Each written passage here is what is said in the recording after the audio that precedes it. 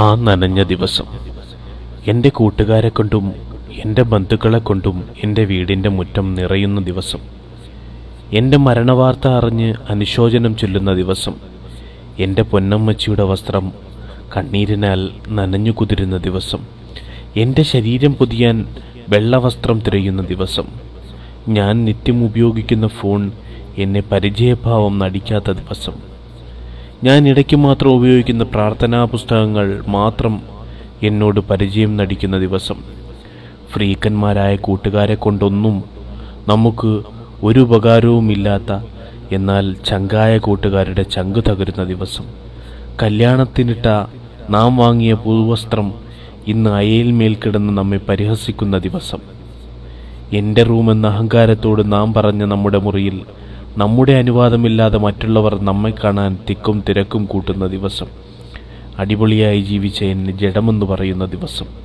ഒരു മാസത്തേക്കുള്ള net offer ചെയ്യുമ്പോൾ നാം മറന്നുപോയ ഇടയിലെ ഈ ദിവസം, ഗ്യാരണ്ടിയില്ലാത്ത നമ്മുടെ ജീവിതത്തിൽ ഗ്യാരണ്ടിയും വാറണ്ടിയുമുള്ള വസ്തുക്കൾ മാത്രം വാങ്ങിയ നമ്മുടെ ഗ്യാരണ്ടി തീർന്ന ദിവസം, ഒടുവിൽ നിത്യം ഉപയോഗിക്കുന്ന സോപ്പ് കൊണ്ടല്ലാതെ ആരൊക്കെയോ കുളിപ്പിച്ച് നിത്യം തേക്കുന്ന ക്രീം തേക്കാതെ, മുടി ചീകാതെ, ജെൽ തേക്കാതെ പൊതിഞ്ഞു കെട്ടിവയ്ക്കുന്ന ദിവസം, വീടിൻ്റെ മുന്നിൽ അപ്പനെ കൊണ്ട് നിർബന്ധിപ്പിച്ച് വാങ്ങിപ്പിച്ച ബൈക്കിനു പകരം നമ്മുടെ അവസാന വാഹനമായ ശവമ്പച്ചയിൽ ഇറക്കി വെക്കുന്ന കരയിപ്പിക്കുന്ന ദിവസം, ഉള്ളിൽ നിലവിളിയുള്ള തേങ്ങലുകൾ അലയടിക്കുന്ന വല്ലാത്ത ദിവസം, പിന്നെ യാത്രയാണ്, അവസാന യാത്ര.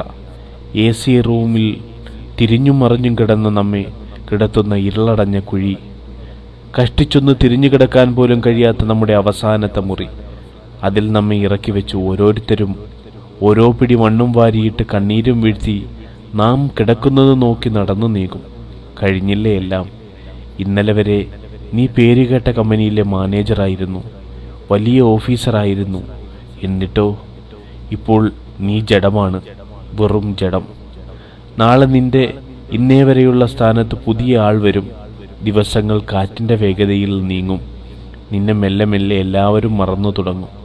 നിന്റെ അമ്മയും നീ ചെയ്ത നന്മയും നിന്റെ കബറും ഒഴിച്ച് ബാക്കി എല്ലാവർക്കും നീ പഴയൊരു ഓർമ്മ മാത്രമാകും. ഇന്നല്ലെങ്കിൽ നാളെ ഞാനും നീയും നുകരേണ്ട ദിവസമാണത്. നന്മ ചെയ്യുക, നല്ല സൗഹൃദങ്ങളെ സമ്പാദിക്കുക, എല്ലാവരെയും സ്നേഹിക്കുക, ആരെയും വേദനിപ്പിക്കാതിരിക്കുക. കാരണം ആ വല്ലാത്ത ദിവസം വന്നാൽ ഒന്നും മാപ്പ് ചോദിക്കാനോ പൊരുത്തപ്പെടാനോ കഴിഞ്ഞ് എന്ന് വരില്ല. ഒന്ന് ശാന്തമായി മനസ്സിരുത്തി ശ്വസിച്ചു നോക്കൂ. കഴിയുന്നില്ലേ നമുക്ക് ആ ദിവസത്തിൻ്റെ മണം നുകരാൻ? ഇല്ലേൽ കഴിയണം. മരണത്തെ പ്രതീക്ഷിക്കണം. ഒരു നാൾ നീയും എന്നെ മറക്കും.